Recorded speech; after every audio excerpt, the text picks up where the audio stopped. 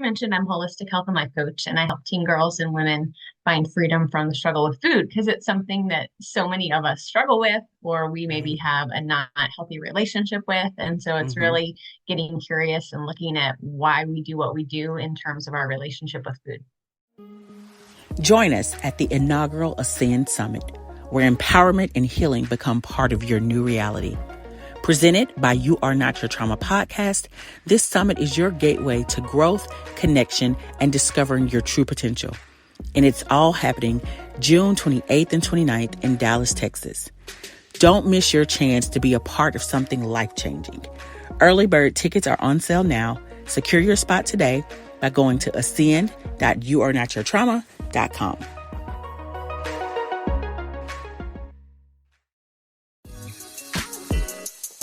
Welcome to the You Are Not Your Trauma podcast, a show that reminds you that you are not alone, your experiences matter, and you are not defined by what you've been through. Each week, you will hear from the host and invited guests who have either personal or professional experience with trauma. They will share their stories and strategies for overcoming past wounds and beginning the journey toward healing and wholeness. Now, here's your host, a gifted speaker, author, coach, and entrepreneur, Harriet M. Harris.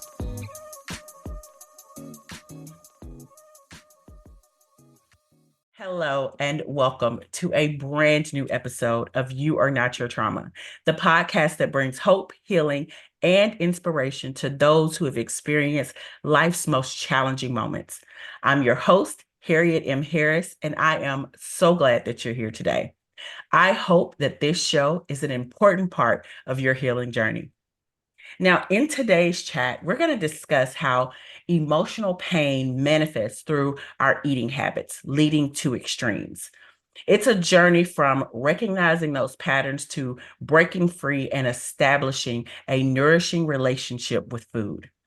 Today's episode, Food Extremes, All or Nothing at All, explores the intricate web of trauma, food addiction, and the path to holistic recovery. Now, we've all experienced the comforting embrace of food in times of stress. But when does this comfort become a coping mechanism? And how does it tie back to trauma? We're going to unravel those questions and more together in this episode. Now, joining us is Melissa Rohlfs, a remarkable individual whose life work is dedicated to helping those entangled in the struggle with food find their way out. She's a certified holistic health and life coach, and she brings a wealth of knowledge, empathy, and practical strategies to our conversation today. Melissa, welcome to the show. Thank you. I'm excited to be here, Harriet. Thank you. Now, Melissa, can you start by telling us just a little bit about yourself and the work that you do? Yeah, well, as you mentioned, I'm holistic health and life coach, and I help teen girls and women find freedom from the struggle with food because it's something that so many of us struggle with, or we maybe Mhm. have a not healthy relationship with. And so it's Mhm. really getting curious and looking at why we do what we do in terms of our relationship with food. Okay. Well, I am very excited to dive into this conversation because I can definitely relate to that comfort of when there is stress, the comfort of food when there is stress. You know how eating one little Hershey Kisses can turn into the whole bag. So I'm very happy to explore this today, and we're going to do just that. But before we do that, before we dive into our discussion, we're going to take a very quick commercial break. So everyone stay tuned. We'll be right back to discuss overcoming food struggles through holistic healing. We'll be right back. Imagine having resources at your fingertips that support you through every step of your healing journey. That's exactly what you'll get with the You Are Not Your Trauma app. Access guided meditations that find your peace, read inspiring stories that resonate with your experiences, and join a community that truly understands. But that's not all. Dive into the Healing Chronicles and participate in community challenges. It's more than an app. It's a companion on your journey of self-discovery and healing. Download the You Are Not Your Trauma app today and join a community where your story matters and your healing journey is honored. Find us on the App Store and Google Play Store. Your journey to healing starts now. Okay, welcome back, everyone. Again, I am here with Melissa Rohlfs to discuss the deep connection between trauma and food extremes and how holistic healing can pave the way for recovery. Now, Melissa, let's talk a bit more in depth about the work that you do in helping individuals overcome their struggles with food. Yeah, so many of us struggle with food, but we maybe don't know why or the root of that or where that comes from. And the Mm-hmm. fact of the matter is, we all have a relationship with food, and it just looks different for all of us. But I think that we live in a world of one size fits all, and we see on our social media feeds that my friend Yeah. did this and this happened for her, and I'm going to do it and get Mm-hmm. the same result. And we negate our bioindividuality, we negate our past experiences, traumas, things that have happened that affect our relationship with food. And so it's really peeling back the layers on that and getting to the why behind the why and the relationship that we have with food and where it comes from and what our beliefs are. And it's very powerful. It's very exciting. And it's so much more than just a meal plan or a diet or try Mm. this, like we've all been marketed to. That is so true. And when you say that, it reminds me of this phase I went through of doing keto. Everybody loved Mhm. keto. And I also have a thyroid condition. So, in trying to get the same results that everyone else was getting with keto, I wasn't getting them because I realized after a lot of research that my underlying thyroid condition gave it impacted, the results that I would get with trying to do that well. So that's a very good point. I like that you pointed that out.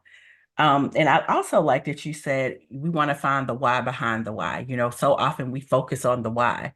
But when you say the why behind the why, where do you find that really impacts people with food issues, food struggles? So many things. I mean, so many things. Like, I think childhood is a big piece of it because, if you Mm, think about it, like, what was your relationship like with food as a kid? I don't know about you, but I know for me, like, I was given candy when I was potty trained. I did the same thing with my kids. When the kids were little and you want them to eat, and you're like, oh, one more bite, and they're closing their mouth.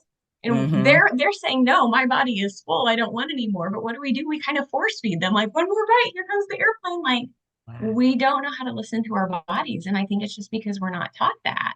And so I think Wow. childhood is a piece of that. I think your parents' relationship with food is a piece of that. Like, if you came from a home where mom was always on a diet, you might think that food is bad or it's Mm-hmm. going to make you overweight. I think that's a piece of it. I think societal norms, social media, magazines, everything that we're told we Yeah. should look like, we should eat, we shouldn't eat, that's a piece of it. I think our own issues. I mean, for me, my trauma was a driving force in why I went to food. So I think there's a lot of things that affect it, but we don't really look at those things deep enough. Mm-hmm. Mm-hmm. Yeah, I mean, oh boy, you've made such good points, especially when it comes to our children and the whole airplane thing. I think most of us moms, our parents in general, are guilty of that. And it reminds me of when I have my middle child. He was little, and we took him to the doctor because he just wouldn't eat. And um, the doctor was like, "Listen, if the kid eats nothing but Cheez-Its, just let him eat what he's going to eat and just be done with it." And so that kind of gave us a different approach to that whole idea of he has to eat this at this time and this at this time. So I was like, okay, they're not going to let themselves starve. It was kind of a learning thick process for us as parents. So um, yeah, you make so many great points with that. So thank you. And I hope that as our listeners are tuning in, that they are able to find some relatability and in what you're sharing. So Melissa, you mentioned your own personal traumas. So would you mind telling us a little bit about how you got to a point where you were having a unhealthy relationship with food? Yeah, well, it started in childhood, and I had no idea that this is what's going on. Like, I remember being a little girl, about 8 years old, and I was hiding cookies and candies and Pop Tarts and all sorts of like sugary snacks in my room. And I don't know that my parents would have known, except for we had little rodents come in and poop on the bed, and they kind of told on me. So, had the little furry friends not entered my life, I probably would have just not, known I had any issues, but they did. And, you know, I don't know that at the time I knew that it was a trauma coping mechanism. I just knew that Mm-hmm. things were happening around me that I didn't know what to do or how to handle. And Mm, so I think food was an easy way to try to push it down or try to feel better, try to self-soothe. And so that was just something that developed in my childhood. And I didn't know that's what it was. And then, you know, it goes through elementary school, middle school, high school. I kind of went the other way because I was a teenage girl and I wanted the boys to like me, and I didn't feel like I was thin enough. And so I was withholding yeah. at that point. I was never binging and purging and never, you know, extreme, but it was like very much either binging, eating all the things, or eating nothing. And then Mm-hmm. into college and marriage and motherhood, the overeating kind of went back to where I was. So, yeah. Wow. Yeah, and I want to kind of go back just in mentioning something you talked about in the beginning. You know, we potty train, we offer candy. So it just kind of made me think about how, you know, you do something good, you get rewarded with something sweet or salty or, you know, something that you enjoy. And so many times it's food. And so what impact do you think that has on how we build relationships with food? It's another huge piece of the puzzle. I mean, if you think about it, when kids go to parades, what happens? They're thrown candy. It's legal, Mm, it's socially acceptable. Like, we are a very food incentivized culture, and yeah. we like to reward with treats. And honestly, as a mom, that's a struggle for me too. It's like, oh, you guys have a day off school. What can we do for fun? And my first thought is, oh, we could go get a cookie or we could get a cupcake. And yeah, that's great. I'm not saying don't do that, but I think it just needs to be not all of the time. Like, there has to be other things we can do for that pleasure or that reward or that whatever the case may be. Good point. Good points.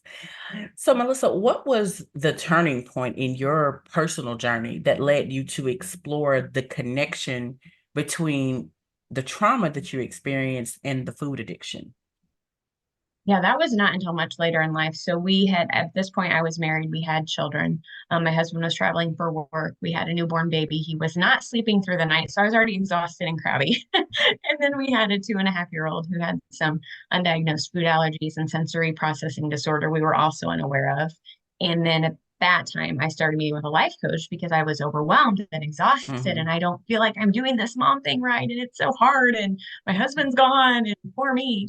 And so through that process of meeting with a life coach, she was also a therapist as well, who had her own journey with PTSD, who ended up diagnosing me with PTSD. And we switched from coaching to therapy at that moment. So then I started to meet with a naturopath and learn about the impact of minerals and diet and nutrition on overall health. And then I was like, everything is in a really bad place for my lab work because I'm living off of, you know, gummy fish and Diet Dr. Pepper and Girl Scout cookies and Oreos and Mm, all the sugar. yeah. So no wonder everything was tanked. But that was kind of my moment of, okay, I need to pursue healing. I need to change my nutrition. And that's kind of where it all Wow. began. Okay. Wow. So you switched to therapy, and your therapist was able to kind of guide you through working through uncovering that your issues with food were linked back to your childhood trauma. I didn't know that she necessarily discovered it. It was something that I discovered when I went to my training for health coach school. And I'm like, wait, Oh, okay. that's why I did that. Like, it was a very long, drawn out Ah, process for me. okay, okay, okay. And how did you, I mean, like, how did that all come about for you? Like, how did that, you know, that realization, like, how did that change things for you? Well, I think I, met with the naturopath and started like on this journey with the supplementation and the food and changing things and started to feel really good and lost some weight. And everybody was like, "Oh my gosh, you've lost weight. You look great." And I'm like, "Okay, great. I should go to school and help other people do this." Just thinking it was only Wow. weight loss. But I think through my Right. training, I was like, wait, there is so much to this. Like, this is about habit Mm, to food and my beliefs and my identity. And this is not just take these minerals and supplements and do what I did. Like, there's so much more to it than that. So I think that connection for me was made much later, unfortunately. much later. Okay. But you know what? It's better late than never, right? It's Absolutely. better to figure it out than to never know. So, Mhm. okay. So, in your experience, how does trauma contribute to the development of compulsive eating behaviors? And what would you say are the first steps towards recognizing these patterns?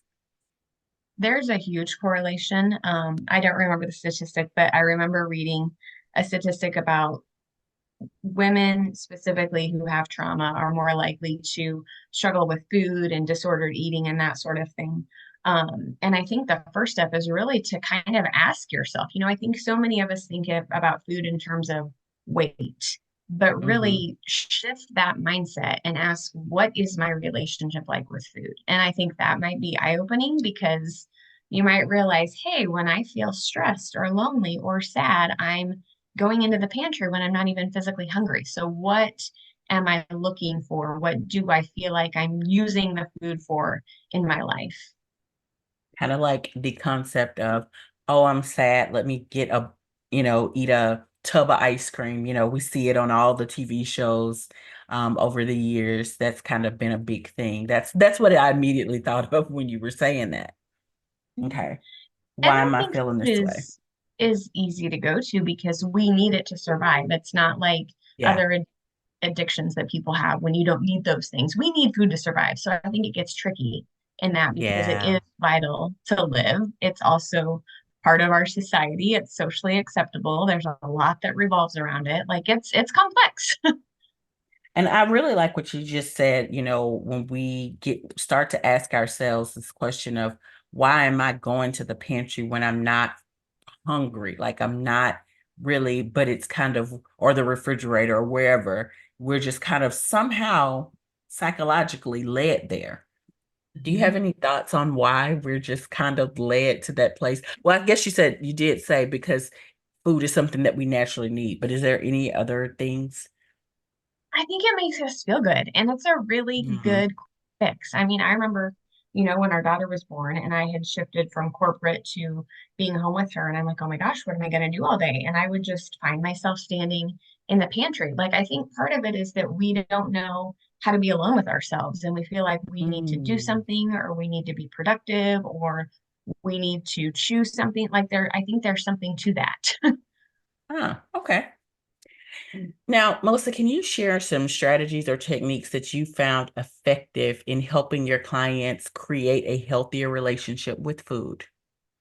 Yeah, I think the first thing is to get curious and to replace judgment with curiosity. Because I think so many times we'll find ourselves, I did this all the time. Oh my gosh, I just ate the whole package of Oreos. I am such a terrible person. I'm never going to, and the guilt and the shame that we put on ourselves Hmm. is so thick. We don't change when we're in that kind of environment. We change when we are met with compassion and curiosity and self love. And so I think it's really, instead of entering that shame cycle, replacing judgment with curiosity and asking, why did I do that? What was I looking for? What did I need? What could I do differently next time to fill that need? Because a lot of times, if we have a craving, we recognize it as a physical craving, but we might be craving Hmm. something like more alone time or more time with people or more creativity. So, really kind of ask yourself, what am I really craving? And then find a way to meet Yeah. that craving instead of just using food. Oh, that is such a good advice. Find a way to meet another craving. So, how do you think, or how do you guide your clients to understanding what that other craving could possibly be? We do lots of brainstorming. I have a nourishing menu that I like to provide people with because a Mhm. lot of times we have been taught to believe that if I care for myself or if I take care of my needs, I'm selfish and that makes me a Yes. bad woman, Hmm. parent, wife, whatever. And so we Right. neglect ourselves. But I would argue that Yes. neglect is worse because Yes. when Yes. you're not showing up fulfilled and happy and alive, you're Hmm. not serving anybody. So why not take care of yourself and show up as the best version of yourself as you can for those around you? So a lot Yeah. of times kind of deconstructing those beliefs around taking care of ourselves and what does that look Hmm. like and how do we meet our needs with outside of food and what activities give me energy and what really kind of lights me up so that I know myself and I'm not just turning to food to try to stuff or numb or feel better. Yes. Okay. I like that. So lots of brainstorming. So it's really about maybe even spending time with yourself. I know you mentioned before that we are afraid to be alone. So it sounds like some of the things that we can do is probably going to be benefiting from that time alone to better understand ourselves and what we truly desire and need. And more than anything, it sounds like we got to be honest with ourselves. 100%. And journaling is another great way to do that. Oh, Or yeah. maybe you're not a journaler, some people like Mm-hmm. to type. Get up a Word document or Google Docs or whatever, type. Maybe you want to Right. make a video, maybe you want to make an audio. Like just, I think to share, like so many times we carry so much in here. We don't feel like Mm-hmm. we have a safe place to get it out. But if you can just get some of that out, it can be Yeah. really insightful to what's going on and maybe what's bothering you or why you're turning to food Mm-hmm. or what's really kind of happening beneath the surface that we haven't given time or attention to. Now, Melissa, I know you do a lot of holistic healing. So, how does holistic healing play a role in addressing both the emotional and physical aspects of recovery from food addiction? I think it's everything. Like if you're not looking at the whole person, you're really kind of missing a piece of the puzzle and your healing isn't going to be quite as full as it could be. I think we like to silo these things, Harriet, and say, oh, well, this is my Mm-hmm. food and this is my mental health and this is my emotional health and this is my physical health. But the fact of the matter is they're all connected. And we're doing things with food because of what we think or believe or feel. And that affects how we think, believe, and feel, and it affects our physical health as well. Right. We have to look at the whole person and everything that affects us, and that's holistic healing. I like that. Instead of just focusing on one thing, we got to put it all together. I like it. Thank you. Thank you for sharing that. Welcome. Now, lastly, for someone who's listening, who identifies with these challenges that we've been discussing, but they feel overwhelmed about where to start, what advice would you offer to begin their path towards healing? Don't try to do everything at once. I think that's where we get into overwhelm, right? Like, Mm-hmm. oh my gosh, I need to make these changes. I'm going to change my nutrition. I'm going to go to the gym. I'm going to, take some time in quiet. I'm going to journal. And we try to do all these things at once. And I think when we do that, we overwhelm ourselves, we overwhelm our nervous system. And so Yeah, I think pick one baby step, one small baby step. hinges. So pick one baby step, focus on that, get that down, then build on the next habit. I think this is a term called habit stacking, where you create one habit and then you stack others on top of it. I think that's really powerful because if you do too much at once, you're going to go into freeze and then you're not going to do anything. Mm-hmm. I think that's great advice because we kind of live in this culture, this world where we're looking for that instant, I call it that microwave results. Like, for those who were, who of us who existed before microwaves were in homes, we know the difference between cooking a pot of rice on the stove and cooking a pot of rice in the microwave. You get completely different results. So, I love that you mentioned this habit stacking and then just taking it one baby step at a time. Because those baby steps are going to lead to a big result. I mean, that's the beauty of Absolutely. it. Okay, I Yeah. figured this out. And that creates momentum and you feel good and you're energized. And you're like, okay, now I can do the next thing. And it kind of propels you forward. Yes. Yeah. Yeah, it does. Well, Melissa, thank you so much for just everything that you've shared with us today. I personally have learned so much. So we're going to take another brief break. And when we return, we're going to wrap up this conversation and hear your concluding thoughts. So we will be right back.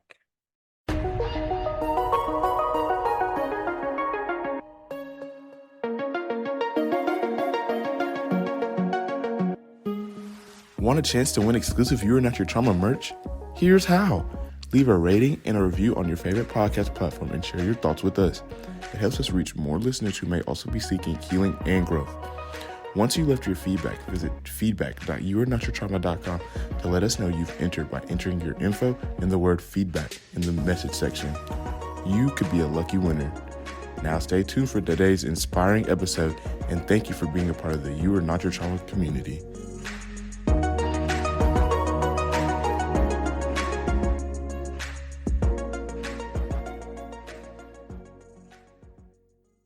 Okay, we are back. Melissa, thank you again so much for sharing your invaluable expertise and your personal journey with us. I think your dedication to holistic healing is very powerful and it is truly inspiring. So, do you have any final thoughts for our listeners today? Well, thank you for your kind words. I feel like I just want people to know that you can be free. I Mhm. love what your mission is with your podcast of hope and healing and inspiration. Because I think when you're in that place of feeling stuck with something, you're missing those things. And so I feel Yes. like, just hearing another story of somebody who's been there, who's had a similar struggle, and kind of reaching out their hand, I think that can Hmm. really bring that hope and that healing and inspiration. So you don't have to stay stuck. You can be free. I love it. We are all about not staying stuck. We are Amen. all about getting to the other side because like I always like to tell my clients, like there is a beautiful, beautiful side once we get on the other side of healing. Like once we start that journey, like there is just a beautiful life on the other side. So thank you. Now, I want to invite all of our listeners to join the conversation. Now, as you reflect on the powerful information that Melissa shared with us today and how it relates to your own life, I want to invite you to share your own story, your own experiences, or steps that you're taking towards healing your relationship with food. You can share your thoughts and stories on social media using hashtag Healing Food Journey. And be sure to tag Your Natural Trauma Podcast. And you can tag us on Facebook, Instagram, or TikTok. So create a video. We're going to watch it. Um, and I look forward to connecting through your inspiring stories. Now, as we wrap up today's episode, remember that in the journey of healing, every step towards balance is a victory over the extremes of the past.